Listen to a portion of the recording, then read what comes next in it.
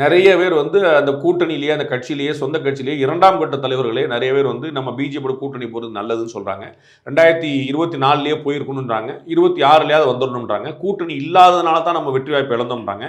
அவரே சொல்றாரு. பொதுச் செயலாளர் இப்படி தான் பேசுறாரு.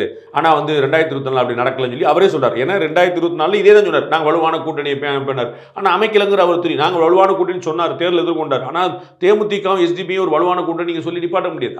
அவருக்குமே தெரியும். அப்ப போன முறை சொன்ன மாதிரி இல்லன்னு அவர் சொல்ல வேண்டிய அவசியம் என்ன வந்துச்சு? அவர் பொதுச் செயலாளர் பற்றி பொதுச் செயலாளர் விளக்கம் கொடுக்க வேண்டிய அவசியம் என்ன? அவர் சொல்றாரு, பொதுச் செயலாளர் சொல்றாரு, போன முறை அப்படிதான் சொன்னாருன்னு உங்களுக்கு தோணும். ஆனா இந்த முறை நான் விட்டுவிட மாட்டேன். நமக்கான தேர்தல். அது நமக்கான தேர்தல் இல்ல. அப்ப நீங்க 40 பேர் எதுக்கு நிப்பாட்டினீங்க? ஆமா கட்சிக்காரங்களை தூக்கி நீ மாதிரி நடு ரோட்ல போப்பா, நீ மாதிரி 10 லட்சம் செலவழி, 1 கோடி செலவழி எங்கிட்ட கெட்டு போன்னு சொல்லி சொல்லிருக்கா? 2024 நமக்கான தேர்தல் எப்படின்னு சொன்னீங்க? உங்களுடைய ஓட்டு எதுவுமே கீழே விழுந்துருச்சு. எல்லாரும் உங்களை அதை விமர்சனம் பண்றாங்க. 12 இடத்துல நீங்க வந்து பின்னாடி போயிட்டீங்க, 7 இடத்துல டெபாசிட் கிடைக்கலன்னு சொல்லி எல்லாம் விமர்சனம் பண்றாங்களே. அப்ப அதுக்கு நீங்க எப்படி காரணமா இருப்பீங்க? அது ஏன் தேர்தல் இல்லை அப்படி முடிவு பண்ணீங்க? திமுக முடிவு பண்ணுச்சா என்னுடைய தேர்தல் இல்லைன்னு?